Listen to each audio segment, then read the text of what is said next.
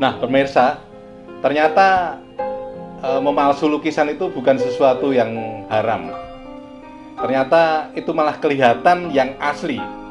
Justru kelihatan asli ketika itu ada yang palsu. Begitu Pak Pantono? Ya, jelas. Oke. Kalau begitu Pak, kenapa Pak Pantono tidak memilih lukisan yang realisme yang sekarang itu oleh pasar diterima? Itu menurut Pak Pantono gimana ini? Ya, artinya semua itu pasar itu kan punya pasar sendiri-sendiri ya. Jadi setiap karya itu punya pasar sendiri dan kita jangan takut. Setiap apa yang kita ekspresikan di dalam sebuah kanvas itu saya pikir tidak ada yang tidak laku. Cuma mungkin ada yang cepat laku, ada yang agak lambat. Saya pikir bukan begitu. Iya.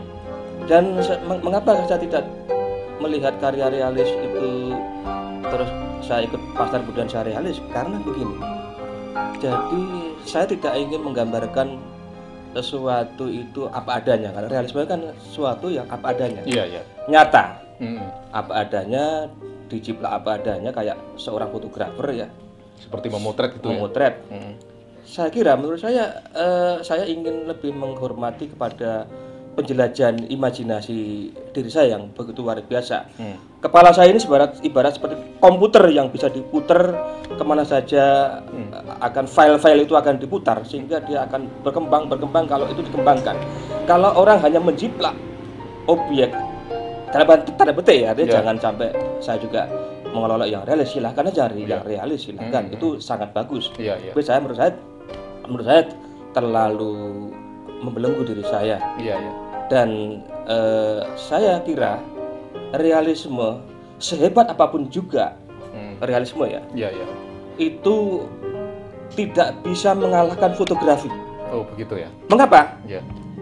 Bisa kualitasnya, pertama kualitasnya lebih bagus fotografi, jelas akan sama dengan objeknya. Murahnya itu itu murahnya tidak bisa mengalahkan realisme. Apalagi sekarang ada print canvas kalau itu murahnya tidak ada yang bisa mengalahkan realisme. Yang fotografi itu lebih hebat. Murahnya, bagusnya. Itu saya pikir saya lebih suka bagaimana berfantasi. Negara maju itu karena mereka berfantasi. Dia melihat capung, kemudian dia ciptakan apa yang kira-kira pesawat yang bisa terbang, itu dia buat pesawat yang bisa terbang. Akhirnya dia hanya melihat capung, dia lihat kata, dia tidak hanya sekedar melihat kata. Mengapa kata bisa di dua tempat? Akhirnya dia ciptakan tank amfibi karena mereka lebih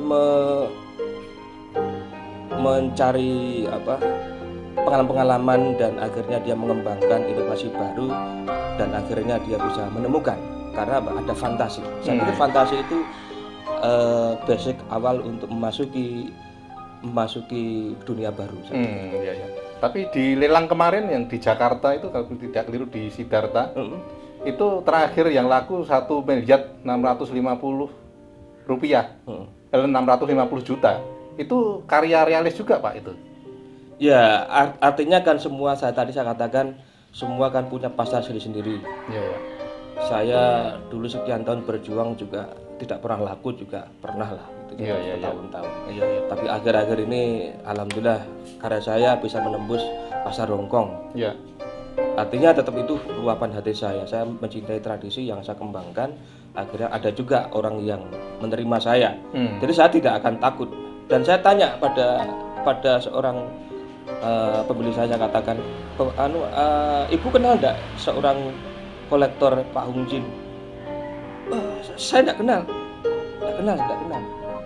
Artinya seorang kolektor hebat yang dikatakan hebat Pak Hung Jin, itu ada juga yang tidak kenal. Ini kan artinya apa? Dunia seseorang itu kan terbatas ya. Dunia itu kan mahal luas. Artinya sangat picik lah kalau saya tidak laku di Indonesia, nanti di luar juga tidak akan laku, itu picik sekali. Artinya tidak perlu takut ya kalau tidak dibeli sama Pak Hung misalnya itu. Dan kalau bukan begitu, artinya salah kaprah juga. Artinya Pak Hung kita hargai, dia seorang kurator yang berkaliber. Tapi bagaimana dia bisa nanti akhirnya bisa regenerasi pada kolektor yang baru dididik, jangan didikte. Selama ini banyak penelitian ya. Artinya saya curiga juga itu yang harga 1,6 5 miliar itu apakah betul murni ya? Atau pendolopan itu, Pak? Ya jelas pendolopan, kalau jelas itu. Jelas pendolopan. Oh, jelas pendolopan. Tapi itu wajar, tidak apa-apa. Gitu ya, Dan kita ya. bersyukur juga Ya, ada ya, orang-orang yang mau mengangkat seniman dengan harga tinggi, kita bersyukur. Artinya seniman kita sekarang ini luar biasa. Iya, iya. Menerima uluran tangan uang itu begitu gemerlap. Iya, iya. Tetapi harus sadar Iya, iya. bahwa gemerlap uang itu tidak segala-galanya. Artinya misalkan saya sehari butuh makan 3 kali, enggak mungkin saya bisa makan 10 kali sehari. Oh, iya, iya, iya. Enggak mungkin. Artinya satu piring cukup 1 kali ya, toh? Iya, kalau sekali makan masa apa kalau saya punya mobil. Kalau saya punya mobil 10 apa saya pakai sekalian 10 mobil sekalian, enggak bisa, satu persatu antrian aja. Besok hari ini mobilnya yang putih, besok merah begitu. Artinya bukan berarti saya iri, tapi itu sangat ya bersyukur ada seniman yang laku sekian. Tetapi saya pikir jadi lelang ini sendiri pun juga saya curiga. Karena apa? Menurut saya itu miskin wacana. Oh, miskin wacana ya? Miskin wacana. Saya pikir Loh, kan ada katalognya itu, Pak? ya katalog, saya pikir itu katalog hanya sekedar bahasan sedikit ya tentang karya seni, itu paling-paling 3-5 halaman lah paling-paling atau 10 ya. Yang banyak foto-foto Foto-foto gambar itu banyak sekali. Menurut saya itu album foto. Jadi, album foto itu? Album foto menurut Bukan saya katalog ya? Bukan ya katalog bisa aja katalog. Kalau buku-buku seni yang berkelas seperti yang dibuat mereka yang sudah perjalanan panjang ya, perjalanan panjang. Seniman itu kan kalau di barat kan biasa ya perjalanan panjang, berjuang bagaimana dia seorang seniman tadi, keluarganya dia juga seniman, dilacak dulu. Sekian tahun dia memperjuangkan, akhirnya dia masuk museum, karena itu bisa masuk museum dan museum itu menghargai sekali. Sekian kali berpameran di mana akhirnya perjuangan itu panjang, akhirnya diakui seorang maestro. Maestro seniman besar. Jadi nah, sekarang lahir nggak misalnya maestro muda gitu misalnya? Ini pertanyaan terakhir, Pak. Apakah di Jogja itu sudah lahir maestro muda?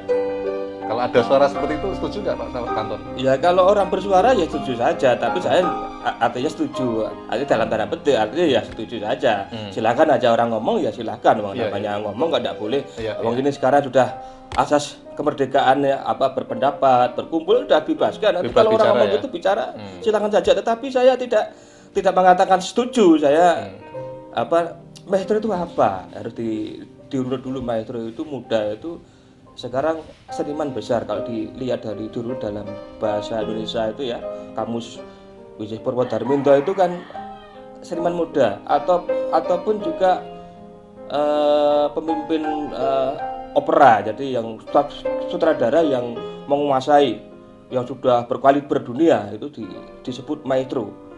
Jadi sutradara opera itu dikatakan begitu. Sekarang apakah yang dikatakan maestro muda tadi betul-betul berkelas? Bisa enggak mewacanakan karya seni? Oke, pemirsa, Anda jangan pindah channel. Ini nanti pembicaraan akan lebih seru lagi. Tapi tunggu yang berikut ini.